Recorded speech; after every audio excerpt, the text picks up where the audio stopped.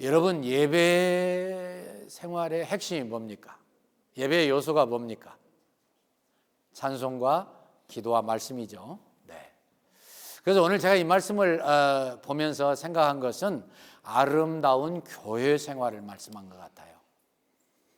우리의 신앙의 표현은 예배입니다. 아시죠? 그래서 예배는 산 예배, 내가 구원받은 이후에 하나님을 사랑하고 하나님만 위해서 살기 때문에 하는 모든 것이 예배입니다. 근데 예배의 요소가 기도, 찬송, 말씀이에요. 말씀은 이제 전하는 사람 열심히 준비하고 최선을 다해야죠. 네, 그런 사람이 있는가 하면 여러분들은 들으시니까 그 무게에 대해서 가볍다고 결코 할 수 없지만 좀 더 그것을 실천하고 실질적으로 내가 느낄 수 있게 되는 것은 사실은 찬송하고 기도하는 거예요. 찬송, 우리 김정선 장로님도 정성을 다하시고 간증 들어오면은 일주일 전부터 준비해가지고 그 찬송에 그 은혜에 깊이 침잠해 계시다가 나오셔서 우리와 함께 찬송 부르신, 또 함께 찬송 부르시던 분들 아름다운 찬양을 올려드렸는데, 제가 또 사정이 있어서 맡아서 하다 보니까 저도 그렇게는 못하지만 해보니까 찬송의 가사가 매 예배 시간에 그렇습니다만 사실은 특별히 주일 오전에 이 찬송을 부를 때에요, 제가 얼마나 은혜를 받는지 몰라요. 찬송의 작사자들이 이렇게까지 깊은 은혜를 누렸구나. 그러니까 찬송이 됐죠, 사실은. Well, what do you think is the basic elements of your worship service? Prayer, praising, and the Word of God. And because praising can be explained and preached better, at first I'm going to preach about the praising. 제가 이제 그 기도는 보니까 뒤에 조금 더 이렇게 설명이 있으니까 순서에 하면 기도부터 해야 되지만 찬송부터 하는 게 자연스러울 것 같습니다. 여러분, 찬송이 왜 나옵니까? 구원받은 감격 때문에. 찬송이 왜 나옵니까? 성령 충만하니까. 성령의 충만을 받으라고 명령하신 것이 에베소 5장 18절인 거 제가 소개해드렸죠. 술 취하지 말라, 이는 방탕한 것이 오직 성령의 충만을 받으라. 분명한 세속생활과 신앙생활의 분별을 말씀하셨어요. 그런데 성령 충만을 받으면 열매를 맺게 돼 있는데 맨 먼저 맺는 열매가 뭡니까? 찬송입니다. 그래서 19절에 보니까 시와 찬미와 신령한 노래로 서로 화답하며 너희 마음으로 주께 노래하고 찬송하라고 말씀을 했습니다. 성령님의 충만받은 결과 열매가 첫 번째 찬송이에요. 그러니까 이 찬송은요, 하나님의 백성들의 특권이고 구원받은 사람들의 감격의 표현입니다. 그래서 사실은 어떤 때는 내가 성령 충만받고 내가 은혜 충만하고 내가 하나님의 특별한 복을 받아서 자연스럽게 막 찬송이라도 드리지 않냐면 못 견디니까 찬송이 나오기도 하지만, 우리가 때때로 곤고할 수도 있고 하는 모든 일이 내 뜻같지 않을 수 있잖아요. 이때도 찬송을 하면 어떻게 돼요? 다시 말씀드립니다. 찬송은 곡조 붙은 기도예요. 그 찬송대로 우리가 변하고 다시 은혜 회복하고 다시 성령 충만하여 우리의 앞길이 확 열릴 줄로 믿습니다. 우리가 예수 믿는 그 의미는 뭐냐면 장차 천국에 가지만 동시에 이 땅 위에서도 천국을 누리는 것이 진짜 예수 믿는 의미고 예수 믿는 체험입니다. 이 찬송을 부른 사람들은 놀랍게도 어마어마한 복을 누렸습니다. 구약에 여러분들이나 제가 잘 예로 들었던 여호사밧, 엄청난 연합군의 노도 같은 도전에 도저히 저항할 그러한 힘이 없었습니다. 그래서 다 금식하라고 그랬어요. 그러니까 하나님께서 선지자를 통해서 이 전쟁에 너희들이 걱정할 필요 없다, 너희들은 반드시 이긴다. 그래서 그것을 현실적으로 눈으로 볼 때에는 이해가 안 되지만 믿음으로 성가대를 조직해서 군대 앞에 성가대를 보냈어요. 이것은 사실은 합리적으로 생각할 때는 이게 웃기는 이야기입니다. 아니, 군인들이 가서 싸워도 이게 들똥말똥인데 무장하지 않은 성가대가 가가지고 민간인이 가가지고 어떻게 하겠다는 거예요. 그런데 하나님이 찬송을 좋아하시기 때문에 그 찬송을 들으시고 복병을 두셔서 적군을 완전히 물리치셨어요. 여러분들의 영적인 싸움에 이와 같은 기적이 나타나기를 원하십니까? 찬송하시기를 축원합니다. 여러분들 모든 거 다 뺏기고 엄청나게 얻어 터지고 사방은 쏙쏙쏙 쑤시고 저 지하 감옥에서 숨을 턱턱 막히고 앞길에 대해서 도무지 어떻게 될 것을 알지 못하는 답답한 순간에 이 바울과 실라가 뭐 했습니까? 사도행전 16장에서 뭐 했습니까? 빌립보 감옥에서 찬송했어요. 저는 이 예를 설명하면서 저는 제 자신이 은혜를 받아요. 정말 하나님이 인격적인 분이시고 지정의가 있는 분이셔요. 하나님도 감성이 있는 분이셔요. 저 위에서 내려다 보실 때에 도저히 찬송할 수 없을 것 같은데 찬송을 하니까 하나님이 감동받으셔요. 하나님은 감성이 있는 분이셔요. 그래서 하나님이 어떻게 너희들 그럴 수 있니? 해가지고 그 상황을 뒤집어 버리신 거예요. 옥토가 움직이도록 지진을 보내신 거예요. 모든 착고가 발에서 손에서 다 풀어져 버린 거예요. 옥문이 다 열리게 해주신 거예요. 결과를 보면 찬송할 만하다. 아니요, 결과를 몰라도 찬송할 만합니다. 왜? 그때 역사하시던 하나님은 지금도 우리와 같이 하시기 때문에, 지금도 내 찬송을 들으시기 때문에, 내 찬송을 듣고 응답하시기 때문에 얼마든지 우리 앞길이 모든 문제가 해결되고 문제를 극복하고 승리의 찬송을 부르게 해줄 줄로 믿습니다. 여러분, AD 111년에도요 그 플린이라고 하는 두아디라 총독이 그때 당시 황제 트라이안에게, 로마 황제에게 보낸 보고서에 이런 말이 써 있어요. 이것은 역사적으로 우리가 참고할 만한 이야기라서 잠깐 소개합니다. 그때 유대인들은 같이 하나님을 섬기는데도, 그리고 구약의 주제가 하나님을 찬양하라고 하는데도 그냥 그 사람들 보면은 그렇지 못하다는 거예요.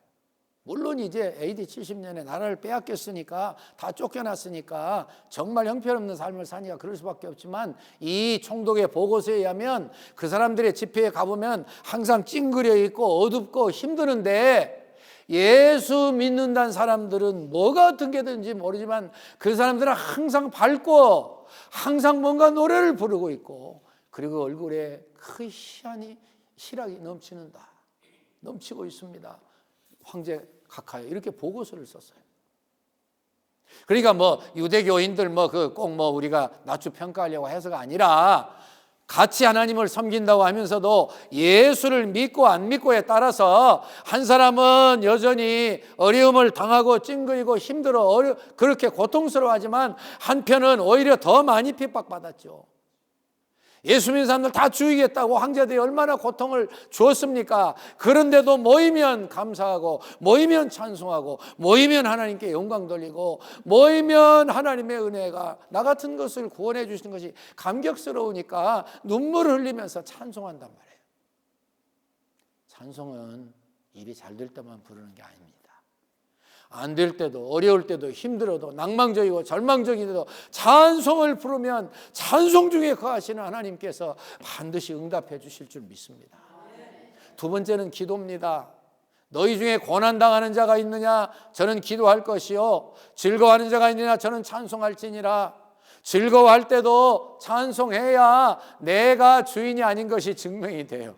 하나님이 하신 것이 증명이 돼요. 그래서 찬송하라는 거예요. 그런데 그보다 더 먼저 말씀하신 게 뭐냐면은 기도하라는 거예요. 너희 중에 고난당하는 자가 있느냐? 기도하라. 고난당하지 아니하는 인생 어디 있습니까? 고난당하지 아니하던 초대교인들 어디 있습니까? 고난당하지 아니하던 하나님의 사람들 어디 있습니까? 다 고난당합니다. 하나님 잘 섬기고 복이 넘치고 기가 막힌 생활을 하던 그런 분들도 다 고난을 당해요. 왜? 하나님은 어떤 의미에서 고난당하게 하셔서 연단하시고, 하나님을 더 바라보고 하나님과 함께 가까이 하나 되어 살고, 그리고 연단되어 하나님이 원하시는 대로 살아가게 되는 것. 그래서 항상 천국을 사모하고 하나님과 동행하는 것을 그토록 소원하게 하시는 것, 하나님의 뜻이에요. 이 편지가 기록될 당시에 야고보서 편지가 기록될 당시에는 고난당할 수밖에 없습니다. 예수 믿는 것 때문에 핍박받았다니까요. 모든 불이익을 당해서 다 뺏겼어요. 우리 전 장로님 잠깐 말씀했지만은 이 선교를 하기 위해서 자원해서 그렇게 고통을 당해요. 힘들어요, 어려워요, 가난해요, 병들었어요, 버림받았어요. 아무도 상대해 주지 않아요. 사회적인 약자로서 고난 당할 수밖에 없어요. 그런데 그때에 하나님은 야고보 선생님을 통해서 기도하라 그러셨어요.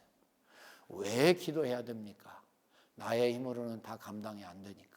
왜 기도해야 됩니까? 하나님의 도움이 필요하니까. 왜 기도해야 됩니까? 하나님만 바라보고 하나님과 하나 되어야 이 역경을 극복하고 찬송할 수 있으니까. 그래서 기도하라는 거예요.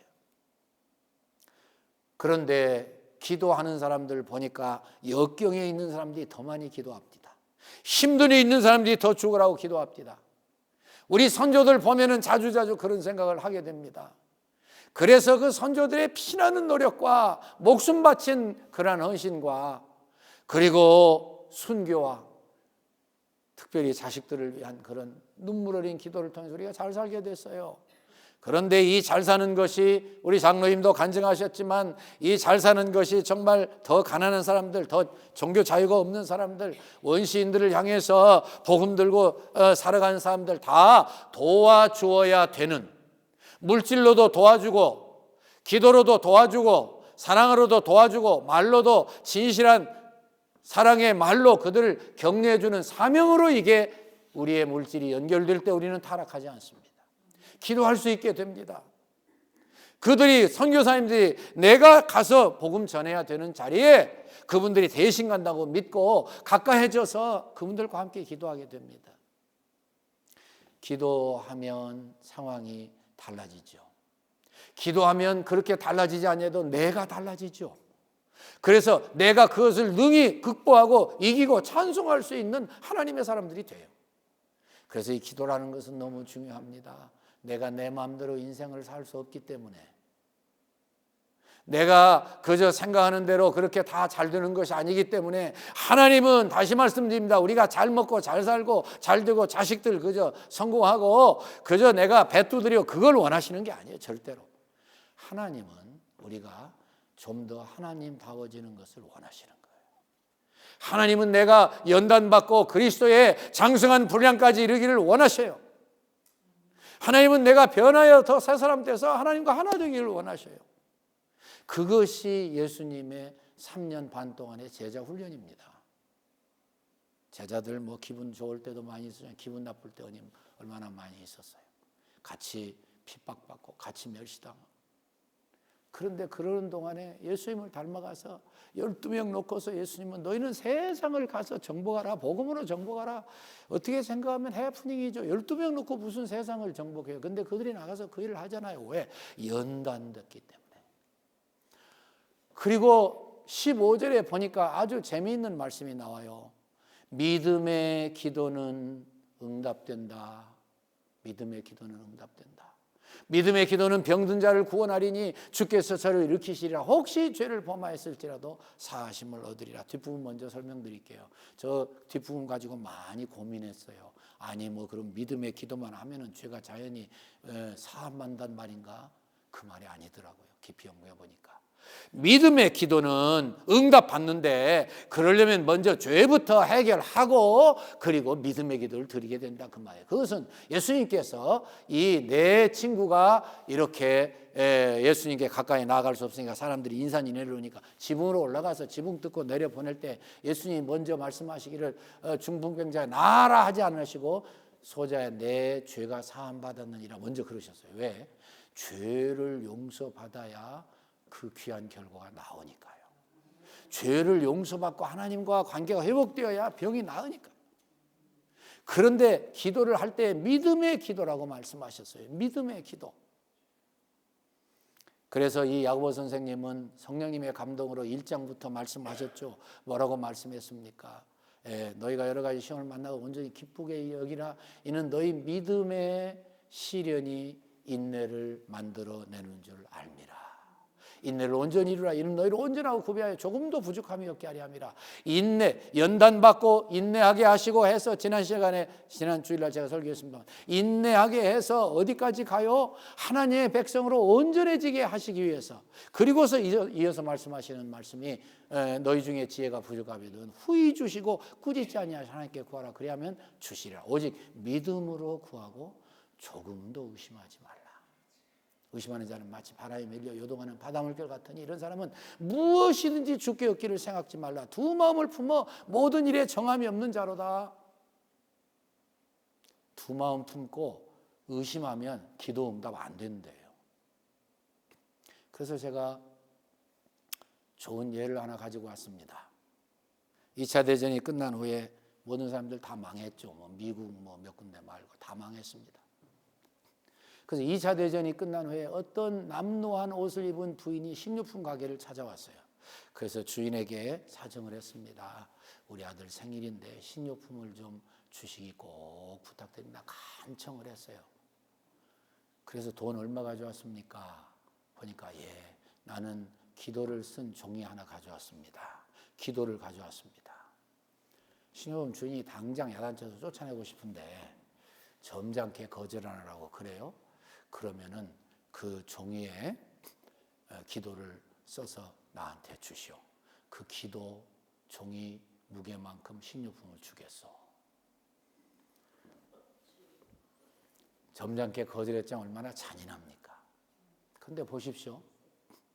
이 부인이 진짜 장난이 아니고요. 주머니에서 꺼내가지고서 종이를 식료품 주인에게 줬습니다.